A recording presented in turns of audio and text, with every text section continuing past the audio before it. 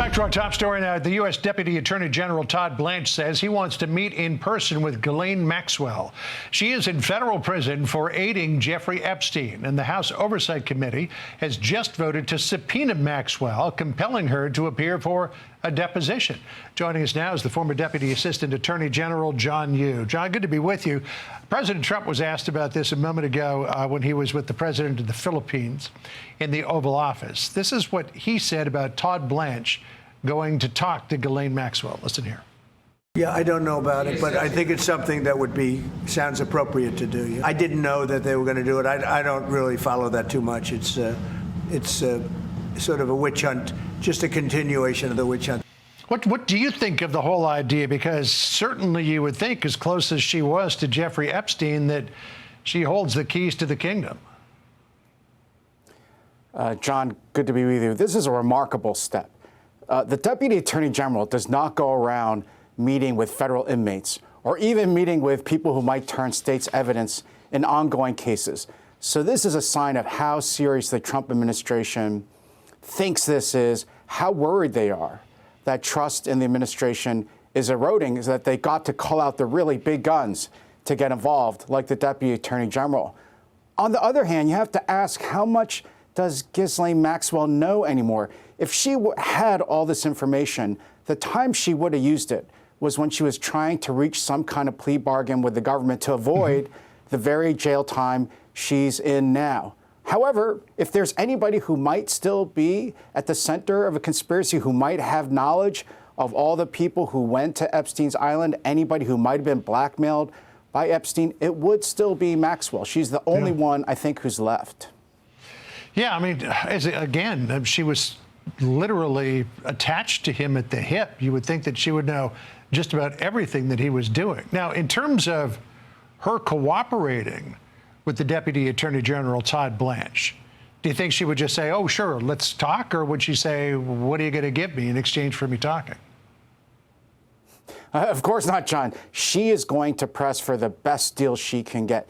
Now, she's already serving a sentence in federal prison, but the president can commute a sentence. The president could even give her a pardon. I don't think a pardon would be warranted, but the president could say, in exchange for your cooperation, I will order a reduction in your sentence so you could get out earlier than promised. But she would really need to come across with the goods. She's also got a case. Her case is actually still pending right now at the Supreme Court. I believe the Justice Department is opposing the Supreme Court taking her case. Her case is not the kind that the Supreme Court would take, but she might also ask that the Justice Department drop its opposition to her appeal to the Supreme Court. I can't see the Justice Department doing that, but she's going to try to trade whatever information she has for less time in jail. Well, a grant of clemency certainly would be a controversial thing. Congressman Tim Burchett was talking earlier today about this idea that Pam Bondi has asked a federal judge in New York to unseal all of the documents and testimony before a grand jury. This is what he said. I applaud the president and Attorney General Bondi for wanting to release the grand jury files. I believe that'll pretty much cover everything. But I would give everybody a caveat, or that's a big word, but a warning that just because somebody flew on a plane doesn't mean they're a dadgum pedophile. Yeah, it was Burchett, actually, who introduced the motion in the House to subpoena Ghislaine Maxwell. What do you think we could discover if the grand jury testimony and the files are released? Now, I should say that there's a bit of a caveat here from the judge involved in the case. I've got his order right here before me. This is Judge Richard Berman. We've heard his name before. He said Federal Rule of Criminal Procedure 6E codified the practice, quote, older than our nation itself, that proceedings before a grand jury shall generally remain secret. So if he releases all this stuff, it's going to be a pretty rare occasion. And John, this would be momentous.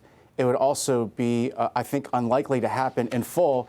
The reason why we don't release grand jury testimony, the reason we don't rely raw law enforcement files is because they are filled with innuendo, rumor, gossip, massive amounts of things that are unverified, possibly untrue.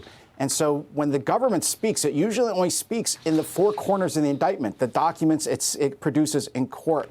Yep. And so one thing we don't want to do in all this is to besmirch people's reputations, destroy reputations but also we want to make sure that people are willing to cooperate with the government in the future. Witnesses are not going to appear and not going to voluntarily testify if someday the government might release everything they said. So there's got to be a careful balance here between privacy, between the needs of the Justice Department in the future to carry out prosecutions, but also getting to the bottom of the truth about what's happened with this Epstein scandal. Yeah, and the judge refers to that in the order as well. I expect anything that comes out could be heavily redacted, but we'll see. John, thanks for being with us. I always appreciate your expertise. Hey, Sean Hannity here. Hey, click here to subscribe to Fox News YouTube page and catch our hottest interviews and most compelling analysis. You will not get it anywhere else.